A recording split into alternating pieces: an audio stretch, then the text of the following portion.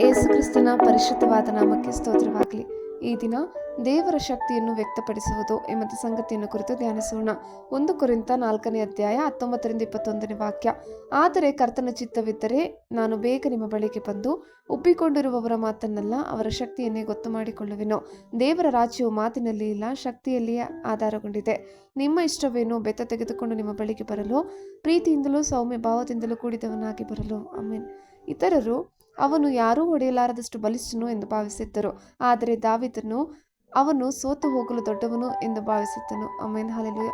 ದೇವರ ಕಾರ್ಯದ ಪ್ರದರ್ಶನವೆಂದರೆ ದೇವರ ಆತ್ಮನ ಅಥವಾ ಪವಿತ್ರಾತ್ಮನನ್ನು ಪ್ರಕಟಿಸುವಂಥದ್ದಾಗಿದೆ ಮತ್ತು ಅದರ ಮೂಲಕ ಮಾನವ ನೈತಿಕತೆ ಮತ್ತು ನಾಗರಿಕತೆಯ ಪ್ರಗತಿ ಮತ್ತು ಉನ್ನತಿಗಾಗಿ ಮಾನವ ಜಗತ್ತಿನಲ್ಲಿ ಅದೇ ಆತ್ಮನ ದೈವಿಕ ಗುಣಲಕ್ಷಣಗಳನ್ನು ಸಂಪೂರ್ಣವಾಗಿ ಪ್ರತಿಬಿಂಬಿಸುತ್ತವೆ.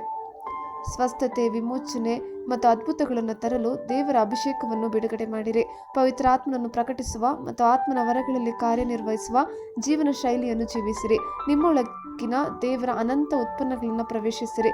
ಶಕ್ತಿ, ಬಲ ಮತ್ತು ನಂಬಿಕೆಯನ್ನು ಸೆಳೆಯಿರಿ. ನಿಮ್ಮ ದೈನಂದಿನ ಜೀವಿತದಲ್ಲಿ ಅಲೌಕಿಕ ಸಂಗತಿಗಳನ್ನು ನೈಸರ್ಗಿಕವಾಗಿ ಮಾಡಿರಿ. ಆಮೆನ್.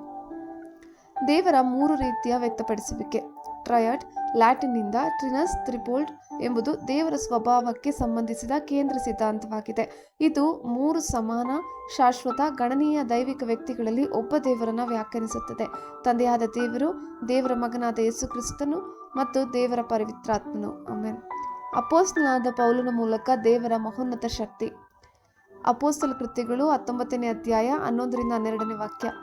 ದೇವರು ಪೌಲನ ಕೈಯಿಂದ ವಿಶೇಷವಾದ ಮಹತ್ ಕಾರ್ಯಗಳನ್ನು ನಡೆಸುತ್ತಾ ಇದ್ದರಿಂದ ಜನರು ಅವನ ಮೈಮೇಲಿನಿಂದ ಕೈವಸ್ತ್ರಗಳನ್ನು, ಉಡಿವಸ್ತ್ರಗಳನ್ನು ತಂದು ರೋಗಿಗಳ ಮೇಲೆ ಹಾಕಲು ಅವರವರ ರೋಗಗಳು ವಾಸಿಯಾದವು, ದೆವ್ವಗಳು ಬಿಟ್ಟು ಹೋದವು. ಆಮೆನ್. ಕರ್ತನ ಕೃಪೆ ನಿಮ್ಮೆಲ್ಲರೊಂದಿಗಿರಲಿ.